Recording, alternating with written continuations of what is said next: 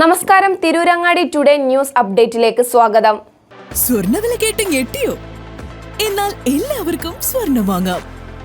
Toba jewellery അവതരിപ്പിക്കുന്നു light weight കളക്ഷനുകൾ, അതിമനോഹരമായ ഡിസൈനുകൾ, 1 ഗ്രാം മുതൽ നെക്ലസുകൾ, ബ്രേസ്ലെറ്റുകൾ, റിങ്ങുകൾ, മിതമായ പണിക്കൂലിയും ആയുഷ്കാല മെയിന്റനൻസ് സപ്പോർട്ടും.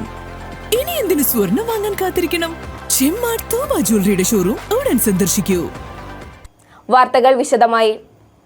തെന്നല സർവീസ് സഹകരണ ബാങ്കിൽ അഡ്മിനിസ്ട്രേറ്റർ ഭരണം നിലവിൽ വന്നു.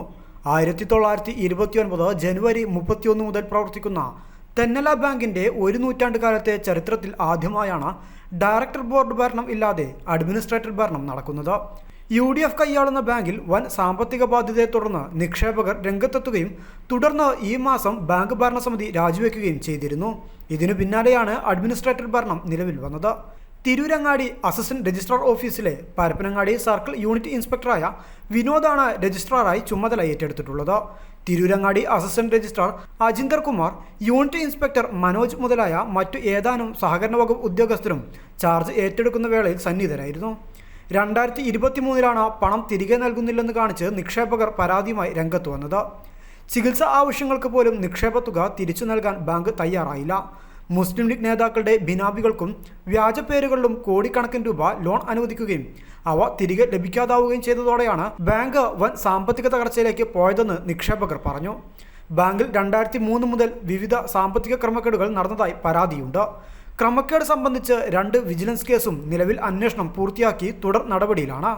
ബാങ്കിന് നഷ്ടമുണ്ടായ തുക നേരത്തെ ഉണ്ടായിരുന്ന ഭരണസമിതി അംഗങ്ങളിൽ നിന്നും ജീവനക്കാരിൽ നിന്നും തിരികെ പിടിക്കണമെന്ന കോടതി ഉത്തരവും ഇതുവരെ നടപ്പായിരുന്നില്ല. CPIM തെന്നല ലോക്കൽ കമ്മിറ്റിയുടെ നേതൃത്വത്തിൽ നിരവധി സമരങ്ങളും നടത്തിയിരുന്നു. നിക്ഷേപകർ സഹകരണ വകുപ്പ് ജോയിന്റ് രജിസ്ട്രാർക്ക് നൽകിയ പരാതിയിൽ നടപടികൾ നടന്നുവരികയാണ്. 50 കോടിയിലേറെ തുക നിക്ഷേപകർക്ക് നൽകാനുണ്ട്. ബാങ്കിൽ ജോലി വാഗ്ദാനം ചെയ്ത് പണം തട്ടിയതായുള്ള പരാതിയിൽ പോലീസ് അന്വേഷണം നടക്കുന്നുണ്ട്. ഗൾഫിലുള്ള തന്റെ പേരിൽ ലോൺ അനുവദിച്ചെന്ന് കാണിച്ച് കഴിഞ്ഞയാഴ്ച നിക്ഷേപകൻ കോട്ടക്കൽ പോലീസിൽ പരാതി നൽകിയിരുന്നു. നിക്ഷേപ തട്ടിപ്പ് കേസ് അന്വേഷിക്കുന്നത് ജില്ലാ ക്രൈംബ്രാഞ്ചാണ്. മുൻകാല ഡയറക്ടർ ബോർഡ് അംഗങ്ങളും സെക്രട്ടറിമാരും ചേർന്ന് നടത്തിയ ക്രയവിരുദ്ധമായ സാമ്പത്തിക തട്ടിപ്പുകളാണ് ഈ സ്ഥിതി വരുത്തിവെച്ചതെന്നാണ് നിക്ഷേപ സമിതി ഭാരവാഹികൾ ആരോപിക്കുന്നത്. സ്വന്തക്കാരുടെയും ബന്ധുക്കളുടെയും പേരിൽ വൻ തുകകൾ നിയമവിരുദ്ധമായി ലോൺ അനുവദിച്ചിട്ടുണ്ടെന്നും മതിയായ സ്വത്ത് ജാമ്യമോ തിരിച്ചടവ് ശേഷിയോ നോക്കാതെ വില കുറഞ്ഞ ഭൂമിക്ക് വൻ തുകകൾ ലോൺ അനുവദിച്ചിട്ടുണ്ടെന്നും പ്രസ്തുത ലോണുകളിലേക്ക് തിരിച്ചടവ് ഉണ്ടാക്കാത്തത് ബാങ്കിന് വൻ സാമ്പത്തിക നഷ്ടം ഉണ്ടാക്കിയിട്ടുണ്ടെന്നും ഇവർ പറയുന്നു. വൻതുക ലോണെടുത്ത് 1 നയാ പൈസ പോലും തിരിച്ചടയ്ക്കാത്തവർക്ക് ലക്ഷങ്ങൾ പലിശയിളവ് നൽകിയതും ബാങ്കിന്റെ മൂലധന നഷ്ടത്തിന് ഇടയാക്കി. സഹകരണ നിയമപ്രകാരം ബാങ്കിന്റെ പ്രവർത്തന പരിധിയിലുള്ള പഞ്ചായത്തിൽ മാത്രം ലോൺ കൊടുക്കാൻ അനുവാദമുള്ളപ്പോൾ രാഷ്ട്രീയ ഭരണസ്വാധീനവും ഉദ്യോഗസ്ഥന്മാരെ പലവിധത്തിൽ സന്തോഷിപ്പിച്ചും ജില്ലയിൽ എല്ലാ സ്ഥലത്തുമുള്ളവർക്ക് ലോൺ നൽകാൻ അനുവദിക്കുന്ന തരത്തിൽ ഉത്തരവ് സംഘടിപ്പിച്ചുകൊണ്ടാണ് ഈ തരത്തിൽ ബാങ്കിന്റെ പണം അപഹരിച്ചതെന്നും നിക്ഷേപ സമിതി ആരോപിക്കുന്നു. ക്രമക്കേടുകളും വ്യാജ ലോണുകളും അഴിമതിയും നടത്തി ഒരു സഹകരണ സ്ഥാപനത്തെ കൊള്ളയടിച്ച് നശിപ്പിക്കുകയും നിക്ഷേപകരുടെ പണം മുഴുവനും നഷ്ടപ്പെടാനിടയാക്കുകയും ചെയ്തവരെ നിയമ നടപടികൾക്ക് വിധേയമാക്കുവാനും അവരിൽ നിന്ന് ബാങ്കിന് നഷ്ടമായ പണം തിരിച്ചു പിടിക്കാനും കഴിയുമെന്നാണ് പ്രതീക്ഷയെന്ന് നിക്ഷേപക സമിതി ഭാരവാഹികൾ പ്രതികരിച്ചു. അപ്പോൾ ഈ ബാങ്കിന്റെ പ്രവർത്തനത്തിൽ വലിയ മാറ്റങ്ങൾ ഉണ്ടാവുമെന്നാണ് ഞങ്ങൾ പ്രതീക്ഷിക്കുന്നത്. ഈ നിരവധി കാലങ്ങളായിട്ട് നഷ്ടത്തിലായിരുന്നു ബാങ്ക്. അത് മാത്രമല്ല, ഒരുപാട് ക്രമക്കേടുകളും നിയമവിരുദ്ധമായ നടപടികളൊക്കെ ഈ ബാങ്കിൽ നടന്നു വന്നിരുന്നു. അത്തരം നിയമ നടപടികൾക്കൊക്കെ ഒരവസാനം കുറിക്കാൻ ഇതുമൂലം കഴിയുമെന്നാണ് നിക്ഷേപകർ മനസ്സിലാക്കുന്നത്. ഓക്കെ, അപ്പോ ഇത് നിക്ഷേപകർക്ക് ഒരു പ്രതീക്ഷ ഉണ്ട് അതില്? നിക്ഷേപകർക്ക് തീർച്ചയായിട്ടും പ്രതീക്ഷയുണ്ട്.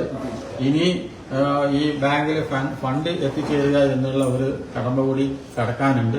അപ്പോഴേ നിക്ഷേപകർക്ക് പൂർണ്ണമായ സംതൃപ്തി ഉണ്ടാവുള്ളൂ. ഇപ്പൊ ഭരണം സർക്കാർ നിയന്ത്രണത്തിലായി എന്നുള്ളത് കൊണ്ട് അത്രയും ആശ്വാസം.